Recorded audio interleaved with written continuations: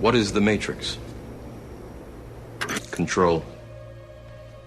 The Matrix is a computer-generated dream world, built to keep us under control in order to change a human being into this.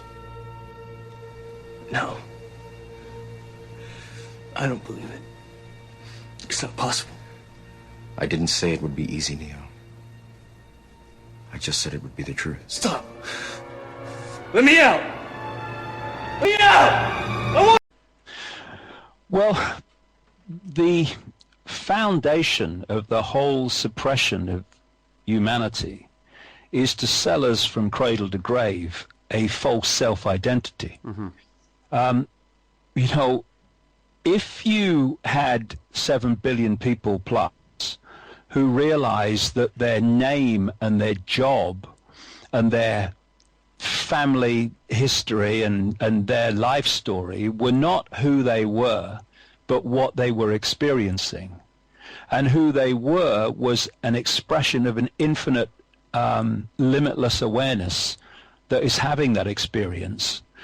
Then trying to control, suppress, and herd 7 billion people in that level of self-awareness would be, well, it'd be a joke. Don't even start. Where you're going to start? Impossible. Yeah. So this conspiracy, fundamental bottom line, before we could go into any detail about banking scams and political scams and engineered wars, is to make this infinite awareness so programmed, so capture its point of attention and self-identity that it believes it is Ethel Jones. I work down the store. I was born in Dublin in 1948. I went to this Catholic school, and then I got myself a job, and then I got married, and I'm just little me. I'm just Joe Public. What? I have no power. Then if you program someone into that self-identity, then you put lots of people like that together, and you can control them, and you can manipulate them, and you can herd them, and you can direct them in the way you want them to go, and you can do it without challenge or effective challenge, because the people you're targeting have been convinced they have no power to challenge you anyway. Indeed, because they're so head down trying to survive because of the way you've orchestrated the economic system, they have not had time to lift their head and look around and go, so that's what's going on. So they don't even know you exist, never mind what you're doing. Yeah. And this is the life story of billions of people, generation after generation after generation. And I've used the key word there, survival. And you can add to survival capturing attention.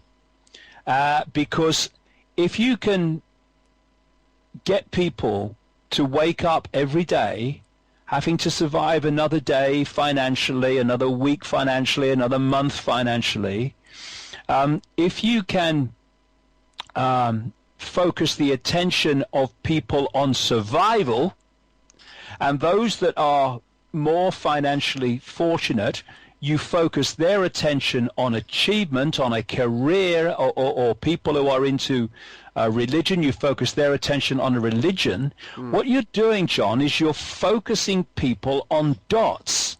You're focusing on a dot, I've got to survive, and it's a very big dot these days.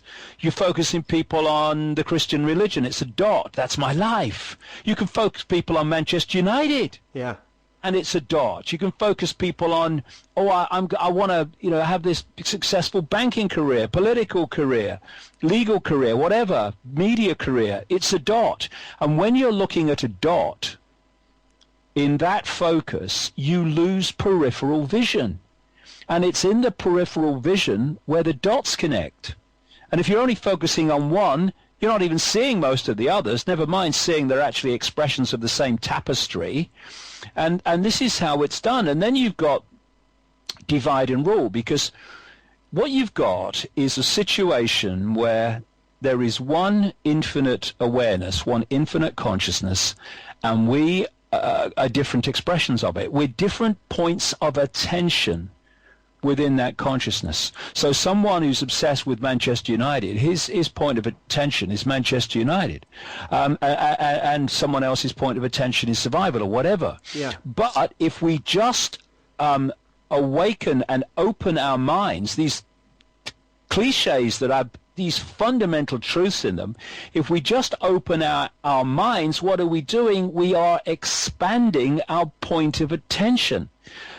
We're no longer totally myopically focused on one dot. Now we're kind of expanding our point of attention. We're starting to encompass other dots. Now we've got a chance of seeing how they connect. Symbolically, it's like standing in front of a wall about half an inch away, and you're staring at that wall, and you're trying to work out what's going on. You're trying to work out what it is. You're trying to work out where you are.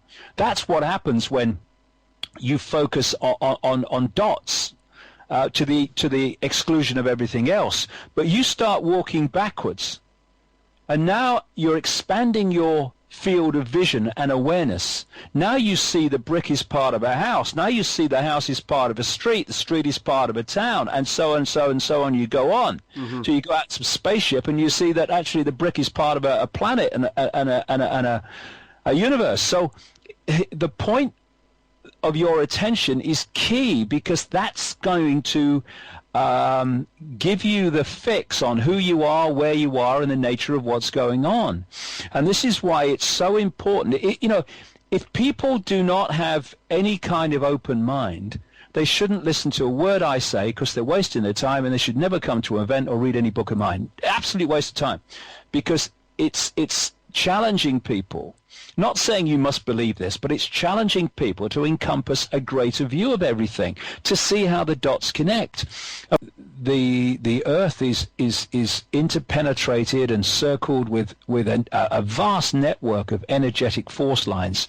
Some people call them ley lines, other people call them meridian lines, the Chinese call them dragon lines, etc. And where a lot of these lines cross, a massive vortex is thrown up of energy, which if you can impact upon that vortex, that change goes out down the lines through which the energy is spinning from the vortex, and impacts upon the energy field of the Earth in general, therefore the sea we're living in. And London is a major center of this global grid. That's a key, and so is Rome, and that's why these families build their main centers on these Earth energetic major points. This is why the Olympics was in London at this time, following on from the Diamond Jubilee of the Queen, when there was lots of ritual and massive crowds in London and all the rest of it. And the opening and closing ceremonies, won't go into them now, it's a program in itself, but they were orchestrated to play the energy. For instance, I'm talking about focuses of attention. At the point where that Olympic flame came together in that very unique way that it did at the end of the closing ceremony, billions of people worldwide, not just the 80,000 in the stadium, billions of people worldwide were focused upon that flame. And there's a very true line that goes, energy flows where attention goes. When you can have somebody, I was doing a radio interview the other day, and the host was talking about the fact that he felt someone's was looking at him. He says, I felt like the eyes in the ear, stuck in my back. He said, and I turned round and there was someone staring at me.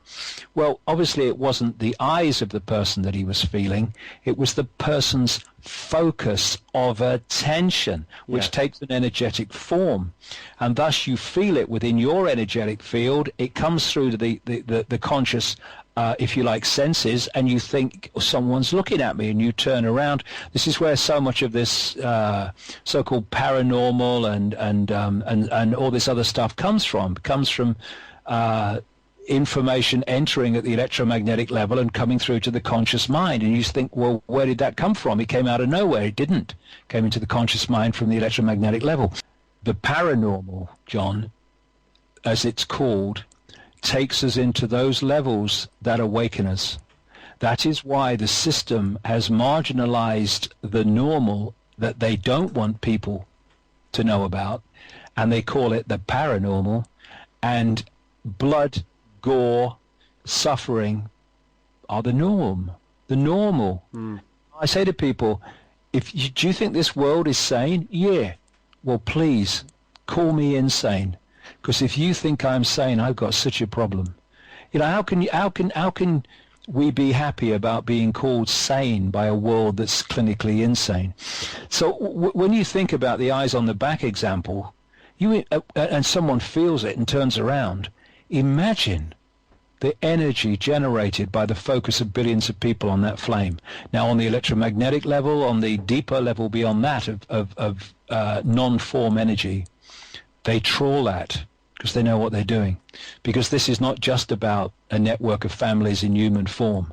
It's about things that go much deeper than that. And I go into that in great detail as well. The way they are giving their minds away, giving their energy away, giving their lives away, giving their right to think for themselves away to these few elite manipulators and front people and deeply, deeply privileged get rich quick on the basis of the energy and the efforts of the people. I mean, for goodness sake, a few people can't control the world.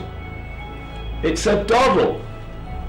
And what we're actually seeing, because we're obviously moving, if you get deeper down the rabbit hole, deeper into where this is coming from, and entities that are behind these elite bloodlines I've been exposing for so long, entities that operate outside of human sight but feed off human emotional energy, low vibrational emotional energy, and indeed in many ways emotional energy in general.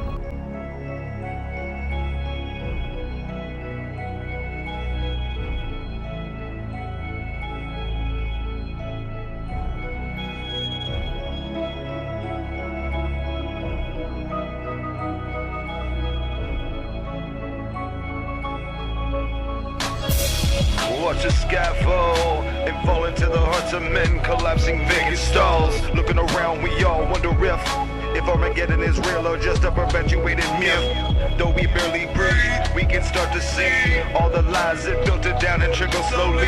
Mainstream TV, radio, they want you to know that day's final, but only with American Idol. Woe is me, you can start to see when things ain't the way you thought them to be. Perception change, and you're like me. This ain't the way I remember growing up, man. Playing kickball, laughing hard then, and we run off into the sun again. But we grew hard from time to time, and emotions span on thin lines. Collapse, vacant stalls around you. Let 'em go.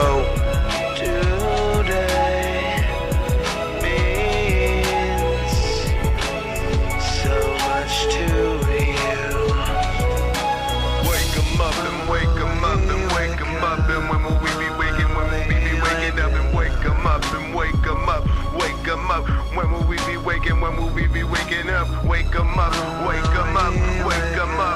When will we be waking? When will we be waking up? And when will we be waking up? And when will we be waking up? I'll wake 'em up, I'll wake 'em up.